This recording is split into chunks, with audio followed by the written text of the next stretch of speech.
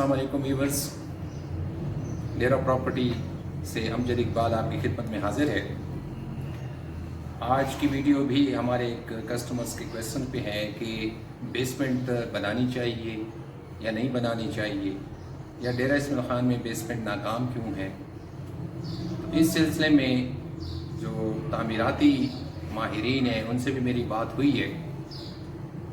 इसकी नाकामी की सबसे बड़ी वजह ये होती है हमारे जो शहर है इधर कि एक तो पानी यहाँ बहुत कम लेवल पे है, यानी यहाँ पे 35-40 फुट की गहराई पे पानी निकल आता है और 55 से 60 के दरमियान काबिल इस्तेमाल पानी निकल आता है।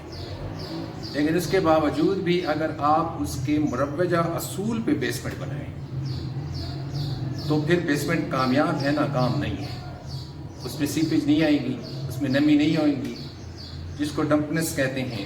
अगर आप उसके उस असूलों पे बनाएं उसको तो कभी भी बेसमेंट नाकाम नहीं होगी, बल्कि वो आपको फ़ायदा देगी।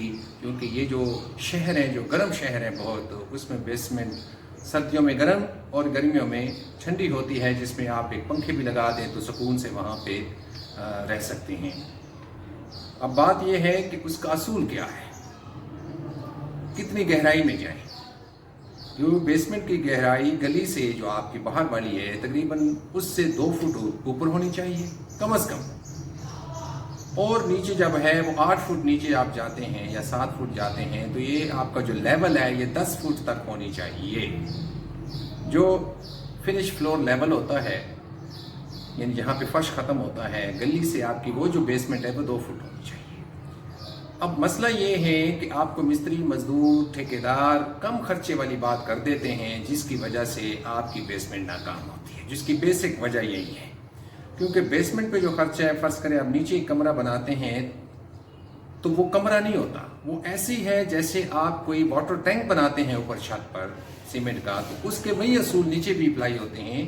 उसके चारों तरफ आपने सरिया डालना है, उसके एक तरफ 4.5 इंच की दीवार, दूसरी तरफ साढ़े, दरमियान में सरिया का जाल बिछाना है और उसको कंक्रीट से भरना है। इसी तरह जो उसका फर्श होता है उसमें भी आपने सरिया का जाल बिछाना है और उसको भी उसी तरह भरना है जैसे आप छतों को भरते हैं।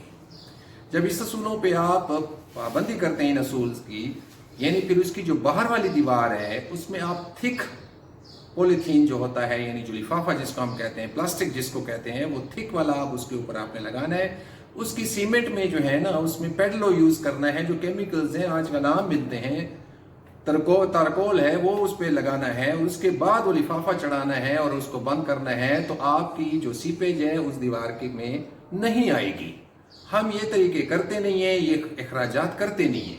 आप अगर ऊपर का एक कमरा बनाते हैं और उसमें आपको 5 लाख रुपए का खर्चा पड़ता है, यकीन करें फिर आपको जो नीचे बेसमेंट बनाएंगे वो 7.5 से 8 लाख रुपए पड़ता है।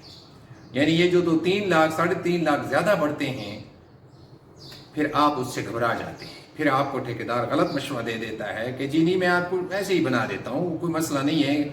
और हमारे यहाँ सराइकी में तो ये मिसाल भी बहुत है, कुछ नहीं थी था। इंजीनियर्स जो है झूठ बोलते हैं भाई, हालांकि ऐसी कोई बात नहीं है, इंजीनियर सच बोलते हैं। आपको अगर उस तरीके से बेसमेंट बनाएंगे तो वो बेसमेंट आपकी कभी भी नाकाम नहीं होगी। जो तरीका मैंने बताया है कि आपको चारों तरफ भी कंक्रीट के साथ वो लोहे का जाल होगा, जमीन पे भी लोहे का जाल होगा, आपने पेडलो यूज करनी है, आपने जो है उसमें थिक जो आपका प्लास्टिक है वो उसको चढ़ाना है, तरकोल है, ये सारा कुछ करने के बाद जब आप उसको बनाते हैं तो आपके वो जो बेसमेंट है वो कभी भी नाकाम नहीं होगी। हाँ, उसकी लोकेशन कहाँ होनी चाहिए घर में, ये भी जरूर ख्याल कर लीजिएगा, क्योंकि बाज लोग ऐसी जगह पे बेसमेंट बना देते हैं कि जिससे बाहर से एक बहुत गंदगी का नाला गुजर रहा होता है और वो उसको उस तरह सेफ नहीं करते, तो वो गंदगी के नाले की सीपेज भी सारी उधर आना शुरू हो जाती है। उसमें लोग फिर कुछ जो है किचन भी बना लेते हैं, बाथरूम भी बना लेते हैं, जो बनाए जा सकते हैं। उसके लिए एक शक्कर लगाया जाता है, मशीन, एक सेप्टिक टैंक बना के जो उसको सक करके ऊपर ले जाता है।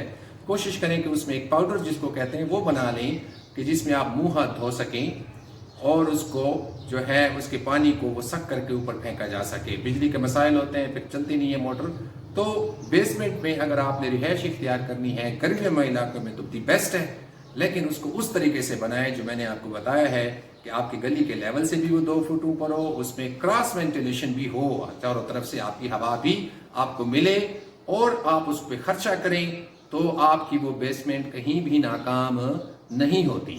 اس کے علاوہ اگر آپ کا کوئی اس پہ سوال ہے تو آپ وہ سوال بھی کر سکتے ہیں، کنسٹرکشن کے متعلق مزید معلومات بھی ہم آپ کو فراہم کریں گے، اور اگر آپ کو کوئی ماہرانہ رائے بھی چاہیے ہو، انجینئرز کی رائے چاہیے ہو، تو وہ بھی ہم آپ کو پوچھ کے بتا سکتے ہیں۔ ہماری خدمات چاہیے ہوں، ہمارا چینل سبسکرائب کریں اور اس پہ اپنے ویوز دیں، کامنٹس دیں، اس کو شیئر کریں، تو انشاءاللہ ہماری ویڈیوز بھی آپ تک پہنچتی رہیں گی اور آپ اس سے فائدہ بھی اٹھاتے رہیں گے۔ اب اجازت چاہتا ہوں، اللہ نے کے بعد۔